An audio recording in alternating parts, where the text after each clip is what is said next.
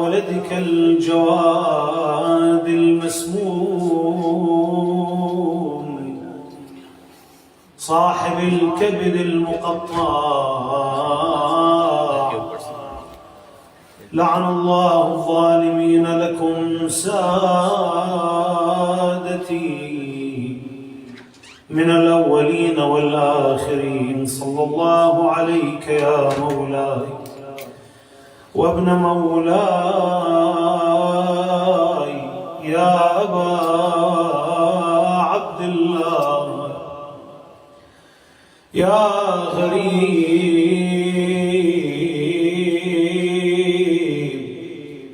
يا مظلوم يا عطشان كربلاء. سيدي ما خاب من تمسك بكم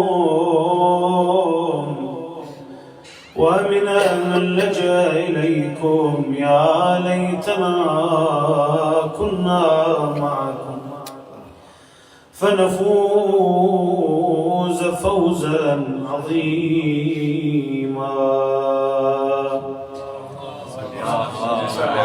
صل على محمد وعلى محمد. ويك يا عين فلوحي جزعا لشباب كل قلب صدعا، مقلة الدين له ابيضت أسان وبإحدى ودب حتى وقع. The poet is talking to his eye. He's saying, "Oh eye, why don't you cry for a young man that broke the heart of the religion, that broke the heart of Rasulullah, of Amir al-Mu'mineen." وبكت فاطمة فالباب على ضلعها التاسع ها قد دفع. And Fatima alayha salam is weeping because the door was hit upon her ninth rib, the ninth rib of Fatima al-Zahra, her ninth grandson, al-Imam al-Jawad, the ninth Imam, the Taqi Al-Jawad ya نهفي له يا كبده بالسوم صار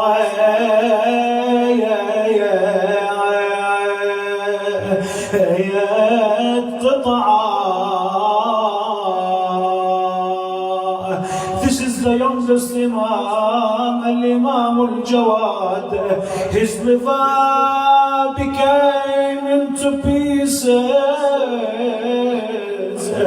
from the heat of the poison. قتل ليس فضل غدرت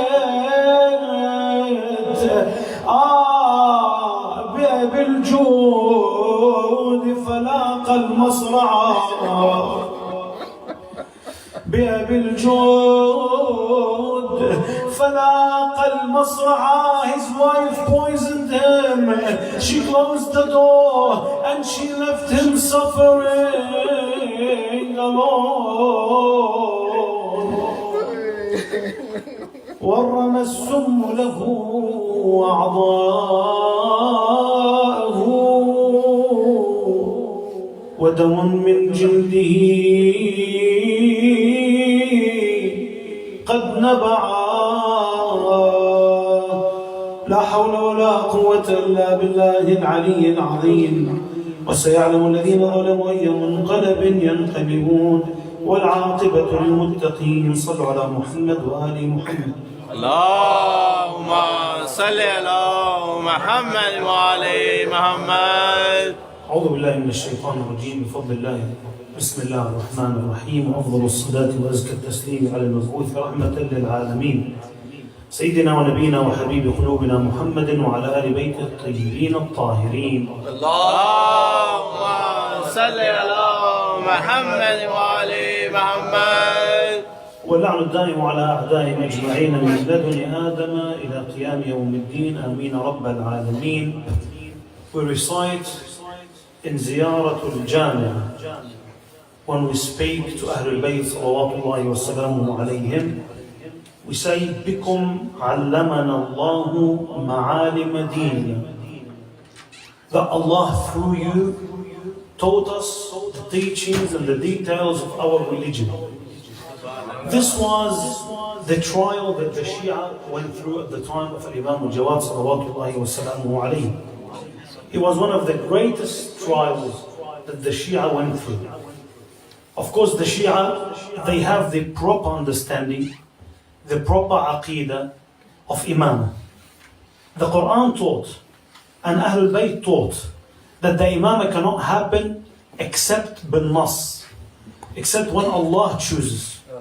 And the standards of Allah Tabaraka wa Ta'ala is different than ours. For example, when I come to you and I tell you, draw a picture of a scholar, even if you ask the same question for a kid or for an adult, they will draw the same picture. They will imagine an old man with a white beard, wearing a turban, maybe holding a cane, and if you want to imagine that into a video, you will see him walking very slowly, looking forwards, not looking left and right. This is the proper imagination of us. When we say scholar, this is what we imagine. But the standards of Allah Tabaraka wa Ta'ala is different. Not the same. The shape, it doesn't play a role. The age doesn't play a role. The color doesn't play a role. Sallallahu Muhammad wa ali Muhammad. Allahumma salli ala Muhammad wa ali Muhammad. So the human eye, it imagines the shape of the leader in a certain charisma, in a certain shape. But Allah Tabaraka wa Ta'ala, with him, all these rules, they don't play a role. All these human standards, they don't play a role. So Allah taught us through the Quran, for example, about Sulaiman. Allah says in the Quran, فَفَهَّمْنَاهَا Sulaiman. We made Sulaiman understand that. About what? About the issue of the sheep that was trespassing on the corpse of the crops of the others and eating the crops. Why Allah says, and we made Sulaiman understand it, فَفَهَّمْنَاهَا? Because Sulaiman had a different kind of understanding, different kind of maturity, because when he became a prophet, he was 11 years old. When it comes to Prophet Yahya, يَا يَحْيَا خُذِ الْكِتَابَ بِقُوَّةٍ وَآتَيْنَاهُ الْحُكْمَ الصَّبِيَّةِ. And we gave him hukm, we gave him prophethood when he was very young. And Prophet Isa, قال إني عبد الله أتاني الكتاب وجعلني نبيا. He was 3 days old. 3 days old. أتاني الكتاب وجعلني نبيا وجعلني مباركا أينما كنت. So the Shia didn't have a problem with the concept of Imam. But their problem was applying that in real life. There's a big difference here. And this reminds us of what? Of the test that we are going through. We will go through when the Imam comes out. I would say, well, I am a person who's loyal to the Imam. I've been doing Noha and Latum every day, every week, every occasion I attend to the Majlis. I pray daily, I go to Ziyarah. There is no way that when the Imam comes out, I will doubt. But the Shia at the time, they did have that kind of understanding. We are mu'minun, but Allah says in the Quran, أَحَسِبَ النَّاسُ أَن يُتْرَكُوا أَن يَقُولُوا آمَنَّا وَهُمْ لَا يُفْتَنُونَ. Do people think that they would be left to say that we believe without being tested? حَسِبَ النَّاسُ أَن يُتْرَكُوا أَن يَقُولُوا آمَنَّا وَهُمْ لَا يُفْتَنُونَ. So this is the test that the Shia went through. Since Rasulullah sallallahu alayhi wa alihi, 200 years and they are following a leader. Rasulullah, Amir al-Mu'mineen, al-Imam al-Hasan, al-Imam al-Hussein, they didn't have an issue until now. When Rasulullah said in Eid al-Ghadir, Man awla, ana awla bil-mu'minina min anfusihim, alastu awla bil-mu'minina min anfusihim. Aren't I more worthy from the mu'mineen to be in control over themselves and their money and their wives and their families and their dunya and their akhirah? They agreed. But now after 200 years, for them to say the person who is more worthy in control of ourselves, our money, our family, our dunya and our akhirah, an 8-year-old boy, it's going to be hard for them. And it was hard for them. This is what happened. That's why Ibn Rustum al-Tabari, a narrator, he mentions that the Shia during the time of Imam al-Jawad, after the martyrdom of Imam al-Rida, اضطرب Shia. He says اضطرب, this is the expression that he used. اضطرب, when someone is in great chaos, they don't know what to do. So after Imam Rida salawatullahi wassalamu alayhi, who are we going to be guided by? Which Imam are we going to follow? So they gathered in the house of Abdul Rahman ibn Hajjaj. These two people are elite people, are great companions. Amongst them was Yunus ibn Abdul Rahman. Amongst them was Ar-Rayyan ibn Salt. These names are big names, not normal people. So when they gathered and they were crying and weeping over Imam Rida alayhi salam and over their situation, because they understand. So nowadays, just a quick point before I continue. Sallallahu ala Muhammad wa ali Muhammad. Allahumma salli ala Muhammad wa ali Muhammad. When we say, in order to understand the importance of these points, when we say about the Shia, it was the greatest calamity for them and greatest trial for them when it comes to questioning and doubting the Imam. It's not something separate than the dunya. It's not, for example, it doesn't have any effect on our work, on our business, on our families. That's not the case. It's not only people, they say there is religion and there is our life. Leave religion aside. Let me now do business. Leave religion aside. Now there's an issue between me and you. You can't separate. When it comes to imamah, it's important to have no doubt about the imamah, because as I mentioned, what we recite in Ziyarat al-Jami'ah, بِكُمْ عَلَّمَنَ اللَّهُ مَعَالِمَ دِينِنَا, is through you Allah taught us the details and the teachings of our religion. These teachings that Allah sent in order to organize your life, in order to organize your relationships with the people. For example, one of the sayings of Imam al-Jawad salawatullahi wa salamuhu alayhi, when he's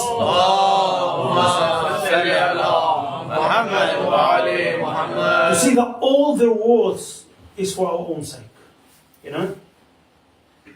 He said, Ibn Adam la tazalu bi khairin ma kana laka wa'idun min nafsik. O son of Adam, you are always going to be successful as long as you have an advisor within you. If you have an advisor within you, someone who you give your lectures to yourself, you hold yourself accountable, not only in the matters of the akhirah, even in the matters of the dunya. Another narration that he says, don't you ever befriend the evil person, because he is like a shining sword. Subhanallah. It's nice to look at, it's beautiful, but it leaves ugly marks. Subhanallah. And nowadays we like to socialize with the Western people, with the Aussies. They look nice, they cool, but the effect that they leave is bad. In what sense? When they belittle, for example, my beliefs, and they don't even get the point that I'm coming from. They don't even understand, why do I pray 5 times a day? Your teachings are this, your teachings are that. As long as I don't know the wisdom behind my teachings, I should stay away from these people. Allah says, the dua Kumail, we say, Allahumma ghfir li al-dhunub allati tahtikul isam. Tahtikul isam, it means it breaks the strongholds. When I'm holding strong upon the ismatullah, there are sins that breaks this, makes it hesitant. Amir al-Mu'mineen says, mujalasat ahl al-rayb, gathering with the people that brings up misconceptions and that doubt your religion. Subhanallah. And Imam al-Jawad speaking about what? He's not saying, pray 5 times a day here. He's telling you, don't befriend the evil ones. This is social life. Subhanallah. Social life that affects what? Affects your children, affects your relative, affects you. You start to dress differently. You start to want to make a different haircut just because you're friends. And sometimes you do things that the religion doesn't accept, and it would upset Allah Tabaraka wa Ta'ala. So this is the importance when it comes to not doubting the Imam and believing in the Imam. Subhanallah. Sallallahu Muhammad wa alihi. Allahumma salli ala Muhammad wa ali Muhammad. So when they gathered in the house of Abdul Rahman ibn Hajjaj, Yunus ibn Abdul Rahman, he said, we will wait until this kid, about Imam al-Jawad, grows older so we can follow him. لو يكبر هذا الصبي فنعرض عليه أمور الدين. Only if this kid was older, so we can go and offer him our questions so he can answer it. Then Rayyan ibn Salt, he got up, he grabbed the jaw of Yunus and he hit him on the face. And he said, and all this time you were pretending to be one of us, and now you are questioning the Imam? Huh? He said that لو كان الإمام, if the Imam was 1 day old, it won't affect his Imam. And if he was 1,000 years old and Allah doesn't want the Imam for him, he won't be the Imam. Of course, here are a few points that we have to take. Inshallah, after the narration we will mention these points. Then after mentioning that, 80 people of these great scholars, great companions, they gathered themselves and they said, we will go to Hajj, and after Hajj we go to Medina so we can meet Imam al-Jawad. They went to Hajj, they went to Medina, they entered the house of Imam al-Sadiq alayhi salam. And there was sitting Abdullah ibn Musa. Abdullah, the son of Imam Musa al-Kadhim. He was a good person, but these 8 scholars, they said, we know Abdullah. He doesn't have that kind of knowledge. But the people were gathering around him, asking him questions. These 8 scholars, they asked Abdullah these questions, he answered the wrong answers. And then someone said, Imam al-Jawad came, 8 years old, he came inside, everyone stood up, Abdullah moved aside, and Imam al-Jawad sat in his place. They started to ask the question, he started to answer correctly. And they said to him, your uncle Abdullah answered this and that. Then he looked upon his uncle and he said to him, it's great in the eyes of Allah and it's disrespectful that you give fatwa and there is amongst the people who's more knowledgeable than you. So 30,000 questions were asked in that one gathering. A man was amongst them. He said, I had 10 questions on a paper. I wanted to go to ask the Imam. If he answers them correctly, I will ask him to ask Allah, because I left my wife pregnant. I want to ask him so he can ask Allah to make that baby a boy. He said, I tried to find time. Everyone was asking. Everyone was beating me to the Imam. And then, without answering the question, I took the paper and I was about to leave. Then Imam al-Jawad called me. He said, well, Allah answered my dua and He wants you to name your son Ahmad.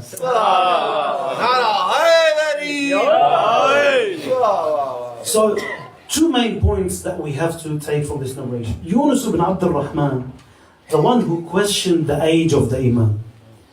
The ulama say he was a loyal person. That kind of question, he wouldn't say it. They said, because the situation that they lived in, he wanted to test the beliefs of the people who were around him.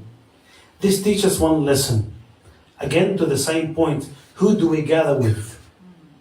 I should gather with someone. When Imam Zayn al-Abidin says in the narration that make sure that your life is divided to 4 parts. A part to seek money, to work, and a part to worship and supplicate, and a part to fulfill your desires and lust in the halal, and a part to sit with the friends that remind you of Allah.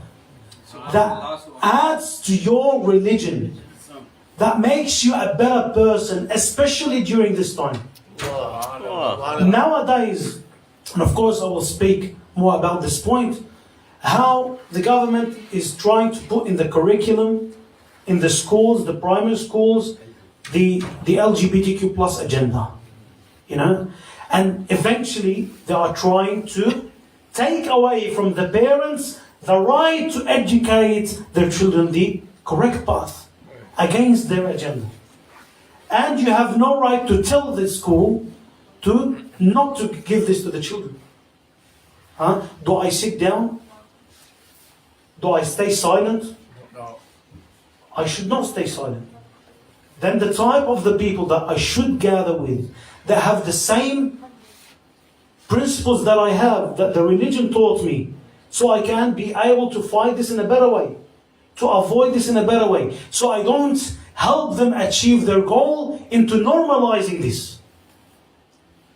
So this is the first thing. He was testing his companions.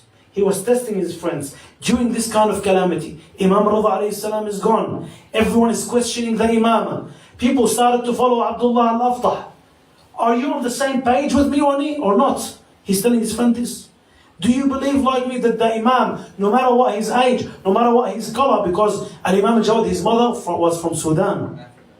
From Sudan. So, when he found out Rayyan ibn Salt, his reaction was great and he was so happy. The second thing, and this is a very great thing, when these 80 scholars gathered themselves together with the presence of the Shia, a lot of Shia were listening to Abdullah al-Aftah. It means they didn't accept on themselves to take a step without being sure who they are taking their knowledge from. Do I go to any YouTube channel and listen to anyone and accept this as a knowledge? We have some people that they choose not to educate themselves about their own beliefs, and they go and read books of the atheists. And then they say, well, my religion doesn't make sense. Well, you're educating yourself in according to the mentality of the opposite opinion. And you depend on what you were raised upon. You are raised upon this religion. Of course, that's good and correct. But you are like those who said, هَذَا مَا أَلْفَيْنَا عَلَيْهِ آبَاءً. This is what our ancestors used to believe. So we believe like them. No, I'm supposed to go and seek. إِنَّمَا هَلَكَ النَّاسِ لِأَنَّهُمْ لَا يَسْأَلُونَ. The narration says that people perish because they do not ask. The signs of the Shia is whenever there is a misconception, they sit and they stop. They don't take any side until they are sure. So, this is what they did at the time of Imam Jawad salawatullahi wa salamu alayhi. And we realize through the types of the people at the time of Imam Jawad, the three kinds of people. Because we like to find the relationship between our era and the era of Imam Jawad. Imam Hassan al-Askari says in the tafsir, لَتَرْكَبُنَّ طَبَقًا عَنْ طَبَقٍ, according to the Quran. It means you all go through the same test over and over again. The technology doesn't play a role. The change of the world doesn't play a role. People say, well, nowadays the test is greater. No, it's the same test. In fact, now it's easier. Back then the Shia were not allowed to speak, were not allowed to go to the Imam. So, three types of the Shia at the time of Imam Jawad, we mentioned them after Salat ala Muhammad wa ali Muhammad. Allahumma salli ala Muhammad wa ali Muhammad. The lowest level of the Shia, one example was Muhammad ibn Ali al-Hashimi. He was one of the companions of Imam Jawad. He mentions this narration. He says that I was sick and I took a medicine at night that usually makes me thirsty. And the next day, I went to ziyarah to visit Imam Jawad in his house. And Imam Jawad on that morning, it was the morning after his marriage. He got married to the daughter of Al-Ma'mun alayhi la'ayinullah. Her name was al-Fadl. Fadl means virtue. But this lady had no virtue. La'anah Allah. So the next morning he went to the Imam to visit him, and that medicine made him thirsty. And he was sitting with the Imam. He said, I said to myself that I'm thirsty, but I'm shy to tell the Imam to bring water. Then the Imam looked at me. He said, you seem thirsty, without him telling him anything. So he got the water for him. He said, then I thought to myself, Imam al-Jawad is married to the daughter of the Ma'mun. And he's living in the house one of the palaces of Al-Ma'mun. Alayhi la'anullah. Maybe these people are taking advantage of this and they are going to poison the water of the Imam. And he got scared. Then the Imam looked at him and smiled. The Imam drank first and he gave him the water. The second time, the same thing happened. He got thirsty without saying to the Imam brought the water and then he drank a sip and he gave it to him. The third time, same thing. And then after that, he said to himself, Sadaqta, he said, the Shia are right. The Imam knows the unknown. But here, what mistake did he do? The same mistake that we are doing nowadays with Imam Sahib al-Asr wa Zaman. He accepted that the Imam to be his shield. A proper loyal person, if he doubts that that water has poison, he would drink it first before the Imam. But he allowed the Imam to drink the water first. Nowadays, we always say, well, when the Imam comes out, he will fix the issue. Someone else will go and speak to the government not to put this in the curriculum of our kids. You know? Where is the message of Abu Abdullah al-Hussein? إني ما خرجت أشرا ولا بطرا بل خرجت لطلب الإصلاح في أمة جد رسول الله. I went out in order to أمر بالمعروف وأنهى عن المنكر. I want to enjoin what's good and forbid what's evil. Where is that role? Why did he die for? Imam al-Hassan al-Mujtaba salawatullahi wa salamu alayhi, Amir al-Mu'mineen, all these sacrifices, they went in vain. For us to sit and take a seat and watch the beliefs are collapsing around us. And when it comes to educating the children about this, what are we doing on the other side, at home? We're busy with our work. We're busy with our life, not caring about what these children are subjected to. So we have to take a stance. We have to play a role. It's not something that is simple. It's a big issue. When 20% only, this is before social media being this wide, 20% of raising the children was on the parents. Now it's less. Majority of the time, 8 hours the parents are at work. When they come back, they're tired. Maybe they will be invited somewhere, they want to hang out with their friends. And then maybe 2-3 hours with their children. After that, the children are asleep. When do I have time in order to work against this? My right to educate my children is being taken away from me. So, the same way as when Ibn Muti' al-Adawi did to Abu Abdullah al-Hussein. Abdullah ibn Muti' al-Adawi. Imam Hussein was going to Karbala on his way. Abdullah ibn Muti' al-Adawi, he knows the value of Imam Hussein. He knows the status of Imam Hussein. He said to him, "Oh Abu Abdullah, don't get yourself killed. Don't go. Because if you get yourself killed, we are going to be humiliated." And Imam Hussein told him, "I know what my role is." And Imam Hussein left. And he didn't even follow him. Before Imam Hussein left, he said, "Please, can you bless this well for me so it can flow with water?" So Imam Hussein took a sip of that water and then he spit it back in the well and the well started to flow with water. So he knew the status of Abdullah Hussein, that with him, with the blessing of the water touched his mouth, everything is going to be blessed. And yet he chose not to follow Abdullah Hussein and not to support him in Karbala. Now we want Sahib al-Asr wa Zaman to take all the burden from our shoulders. And we don't want to do any of that role. The second level of the Shia, Musa ibn al-Qasim, he visited Imam al-Jawad a.s. and he said to him, "I was in Hajj and it came to my mind to do tawaf on your behalf. But I heard people saying that it's not permissible for you to do tawaf on behalf of the Imam. So I'm here to ask you about it." He said, "No, do whatever you wanted to do." So he went back. After 3 years he came. He said, "Oh Master, for 3 years I've been doing tawaf. Every time I go to Hajj, I dedicate 10 days The first day for Rasulullah, second day for Ali, the third day for Hassan, for Hussein, for Zayn al-Abidin, al-Baqir, al-Sadiq, al-Kadhim, al-Rida, and for you. And maybe, he said to him, Shakar Allah sa'ayka ya Musa. May Allah show gratitude to what you did. He said, and maybe I did tawaf for your mother Fatima. He said, make sure you do from this more, because this is better than every other tawaf that you did. So this person, he accompanied Ahlul Bayt with every action that he did. Everything that you do in this life. If you want to be a higher level of the Shia, a higher level of people who understands the Imamah and strengthen the relationship with Ahlul Bayt, you accompany them with everything that you do. With every salat, with every tasbih. Not only the ibadah. When I go to work for the sake of Allah, tabaraka wa ta'ala, I do it for the sake of Ahlul Bayt, salawatullahi wa salam alayhi. I pay charity on the behalf of Sahib al-Asr wal-Zaman. Ajallah ta'ala fashah sharif. Why is that?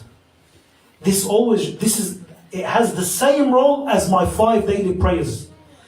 The 5 daily prayers, they remind me of my position in this dunya. That you are created from Allah and your end is going to be to the dust. And you are going back to Allah tabarak wa ta'ala. It reminds you that your purpose in this life is to worship Allah. مَا خَلَقْتُ الْجِنَّ وَالْإِنسَ إِلَّا لِيَعْبُدُونَ. Then when I pay charity for the Imam, it reminds me that my purpose nowadays is to wait for the Imam. To support Sahib al-Asr wal-Zaman, Ajallah ta'ala farajahu sharif. And then the third and the elite type of the Shia is like Ali ibn Mahzayar al-Ahwazi. He's one of the greatest companions.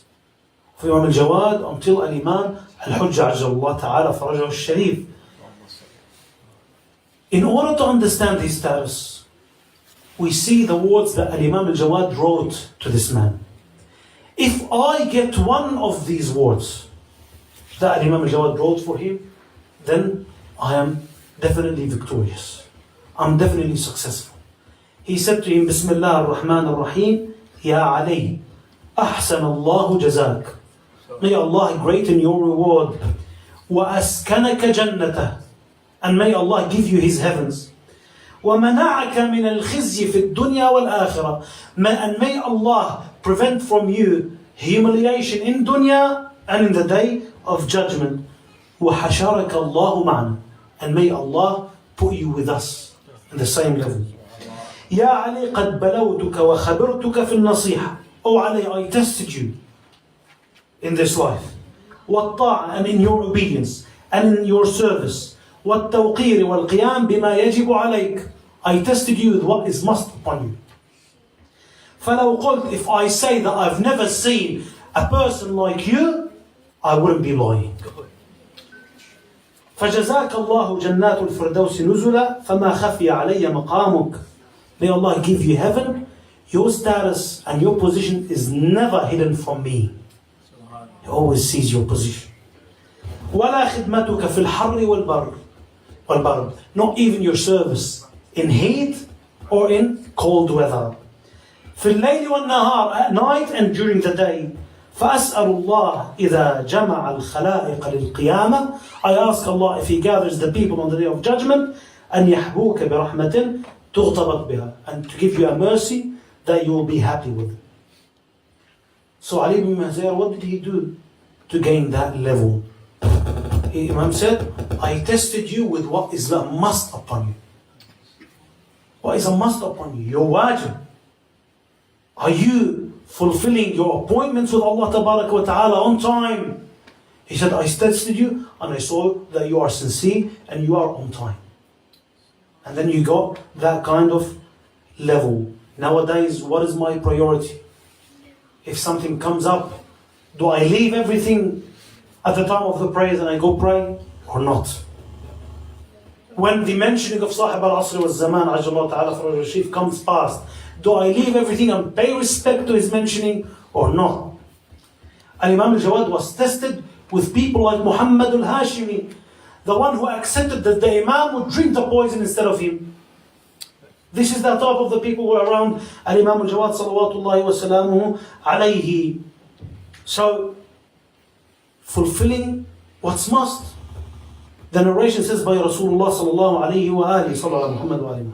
Allahumma salli ala Muhammad wa ali Muhammad. He said, someone asked him, what is the difference between a person who only does his duties towards religion, he prays only the 5 prayers a day, or he teaches the people the religion, and between a person who fasts in the day and pray in the whole night?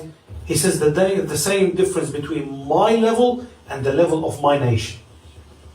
So the person who only prays his daily prayers, but he teaches, he helps others to get educated with what he knows, is like Rasulullah and his people. This is the Prophet is saying this about them, about the people. And this takes us back to our role in this kind of environment nowadays. Eventually, it's going to be, I don't want to be too strict when it comes to this. And this is serious, dear brothers and sisters. It's very serious. We have a ruling in Ahkam al-Shar'iyya that's called al-ta'arrub ba'da al-hijra, Arabiation after immigration. What does that mean?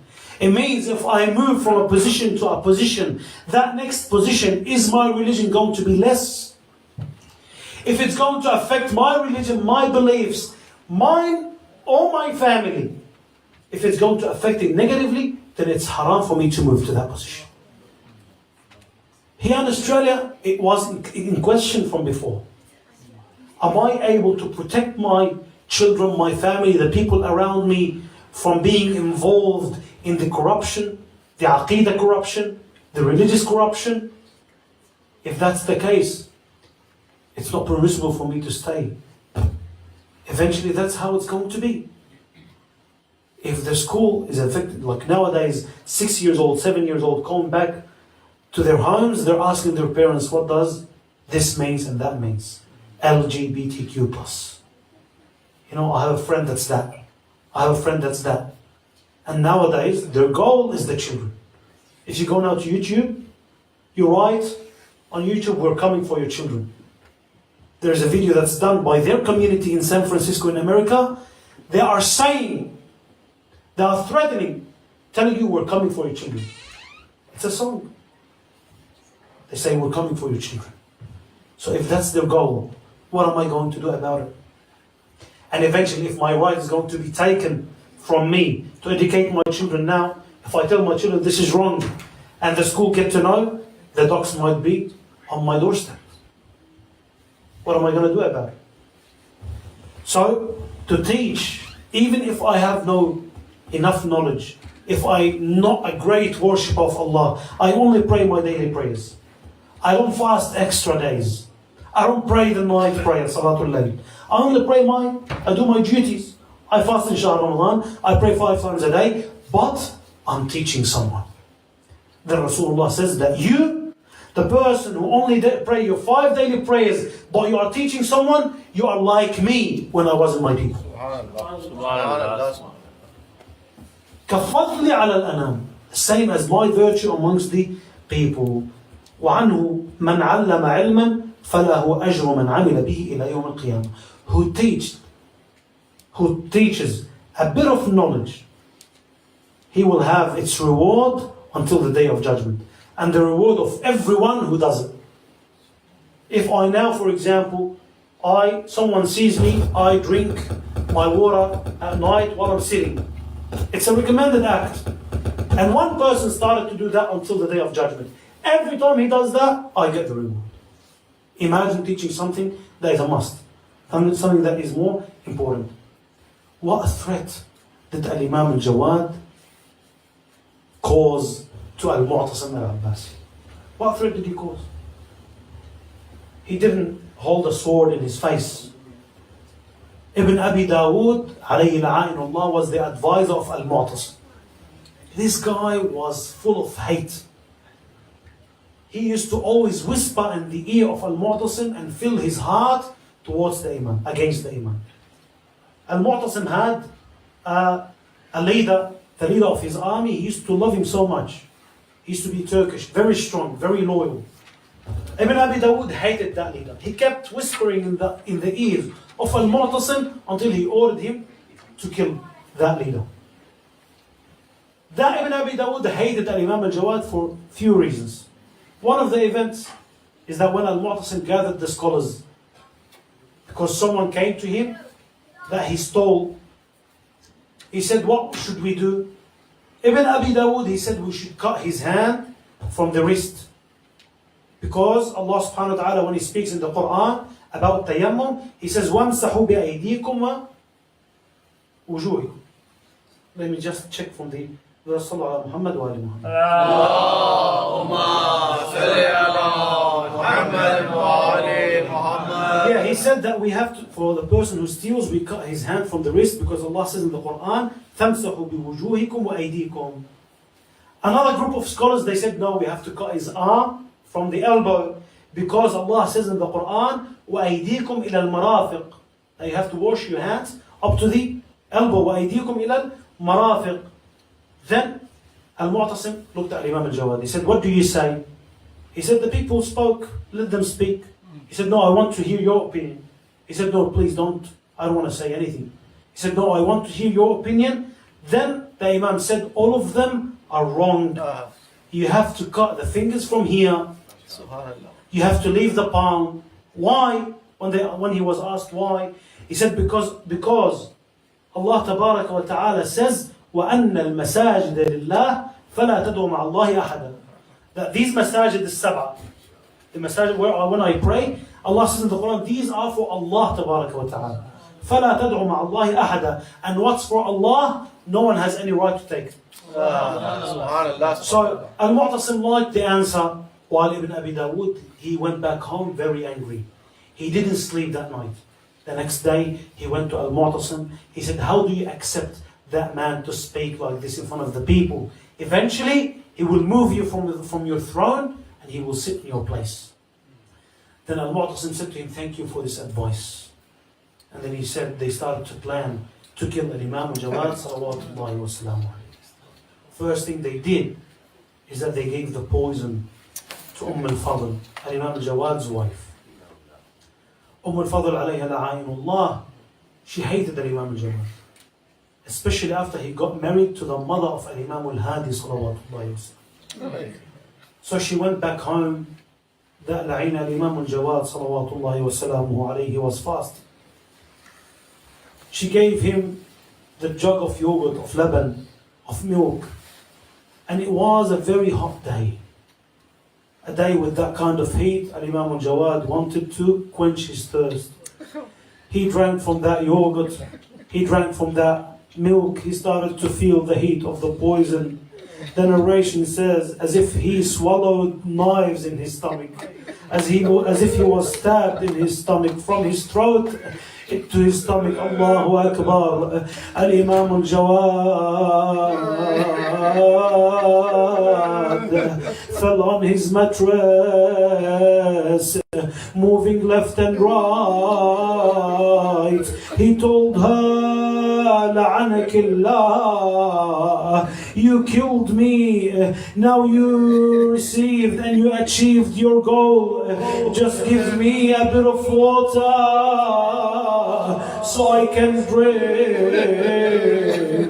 That poison is killing me from within. That la'ina said to him, you won't taste the water until you die.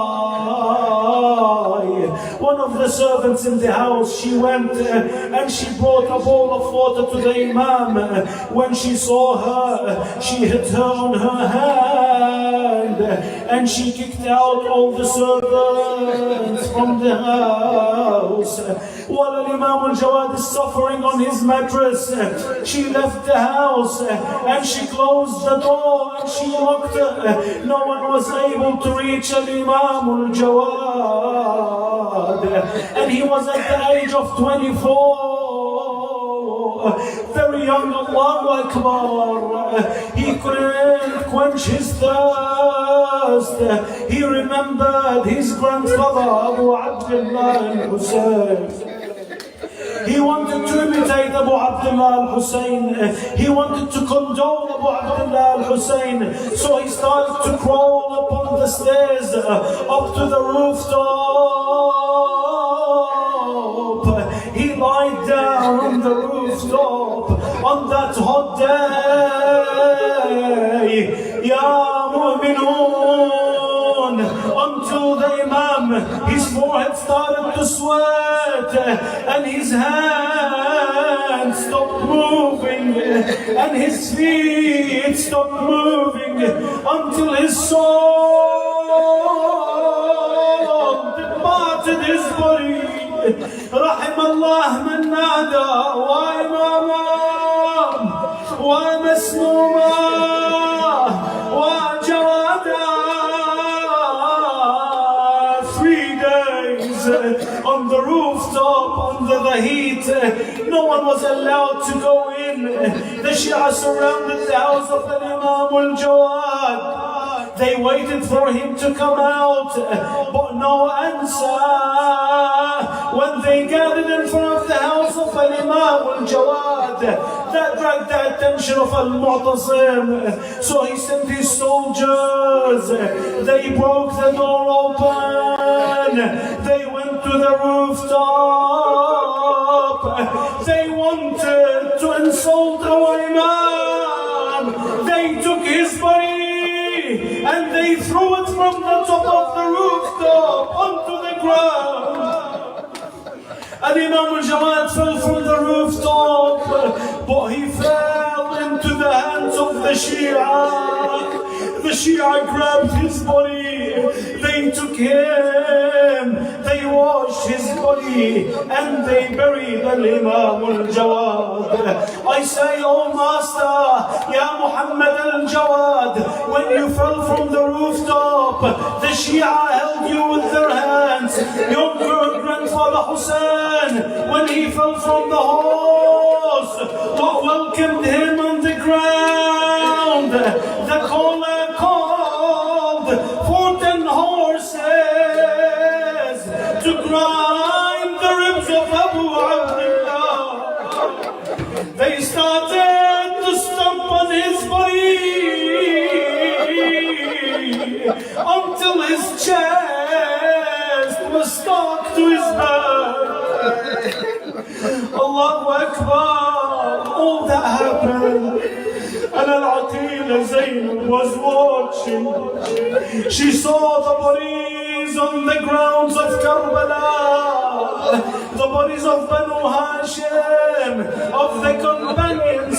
But eventually these bodies started to decrease. The bodies of the crowd started to become less. Why, Zainab? Why? When Zainab alayhi salam looked, the tribe of Al-Hurr ibn Yazid al-Riyahi came and take the body of their companion. This other tribe came, took their man. Except for the bodies of Banu Hashim. Except of the body of Imam al-Hussein, because he had no tribe. Aba Abdullah, we are your tribe. Labbaik Aba Abdullah. Labbaik ya Hussein. Labbaik ya Hussein. In lam yujibka badani عند استغاثتك ولساني عند استنصارك. If my body didn't answer you when you called, if my tongue didn't answer you when you called, فقد أجابك سمعي وبصري. My heart answered, my hearing answered, and my sight answered. Oh Aba Abdullah, I would say, oh Master Imam al-Jawad, when you were buried in your grave, your head was attached to your body by your grandfather Hussein. They decapitated him. His head went to Kufa, from Al-Kufa to Al-Sham, while Imam Zayn al-Abidin buried you without a head in the ground. Sayyidi, O Imam al-Jawad, when you drank that poison, you fell on your mattress, while your grandfather Hussein, when he fell from the horse, he fell on the sands of Karbala. spoke to Aqila Zainab. يا اختي انا ذايب من العطش جبني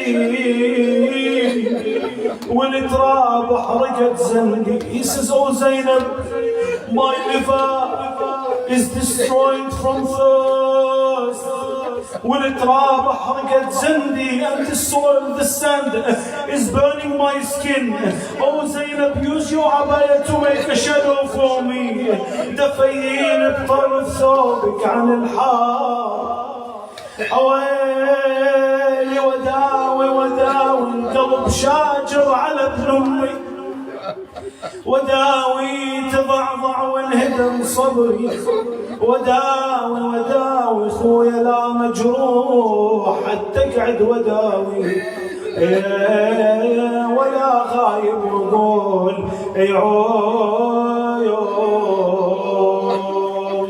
عيود